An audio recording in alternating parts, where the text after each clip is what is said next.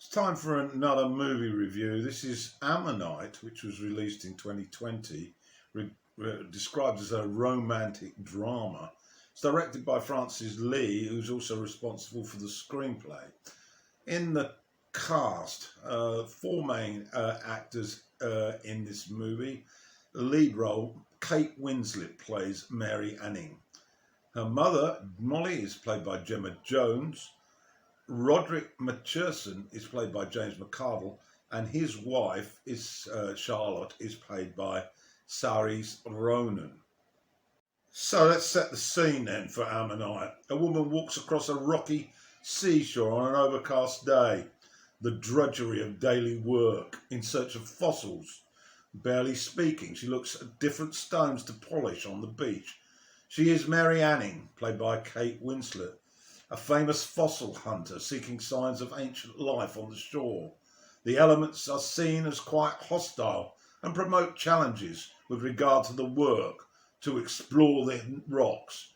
Mary lives a solitary, silent life with her mother, Molly, played by Gemma Jones. The setting is Lyme Regis on the southwest coast of England. The time is 1840. Next, a man named Roderick McChurson comes in to her shop. He's played by James McArdle. He's a fellow paleontologist. He studies dinosaurs, and he seems to have an honest appreciation for Anning's work. He wants to learn from Mary, her knowledge on the topic, her methods, in how she finds fossils of value. He's willing to pay for his tuition, observing her at work. Mary, however, is hardly enthusiastic with this offer. Over the years, she has dealt with being a woman in a man's business, so she's pretty cynical on hearing this.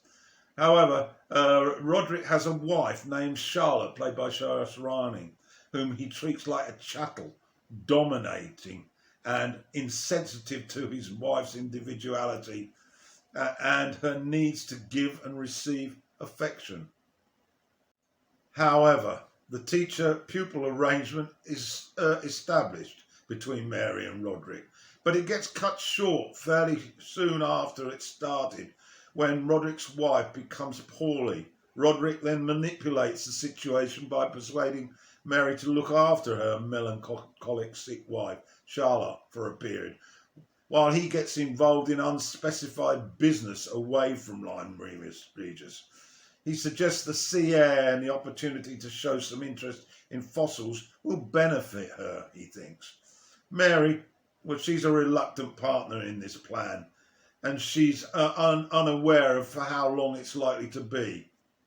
You have contrasting personalities. Charlotte's been brought up in affluence and aristocracy, but her life skills, well, they're pretty minimal. She has problems collecting coal from the shed, as an example, and she breaks into tears and has to be consoled by Mary. This illustrates very much her very low self-esteem. She's been a kept woman, but also she's been in an environment where her husband has imposed authority over her. Contrast this with Mary. Well, she's a bit of a workaholic who lacks social niceties, and she's become a frozen spinster-like figure, devoid of a sustainable intimate relationship and at odds with her sexual orientation. The film takes the viewer on a journey with the two women in exploring how their relationship grows into an intimate physical relationship, but ultimately seen quite differently by Mary than Charlotte. The performances by the two actresses, particularly Winslet, is outstanding.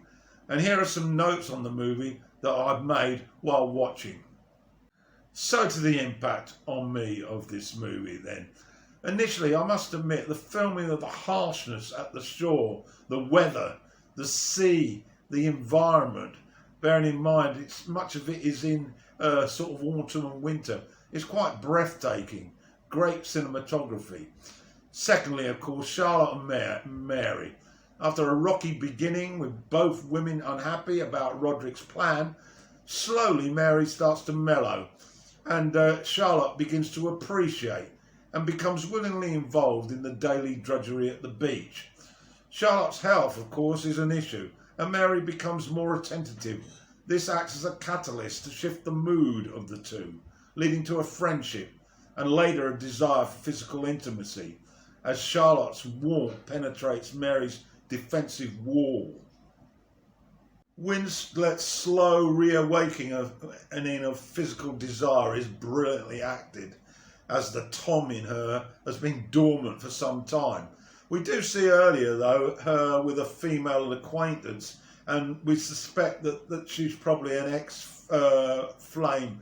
But in social situations, Charlotte is much more at ease with herself, and contrastingly, Mary feels awkward and dysfunctional.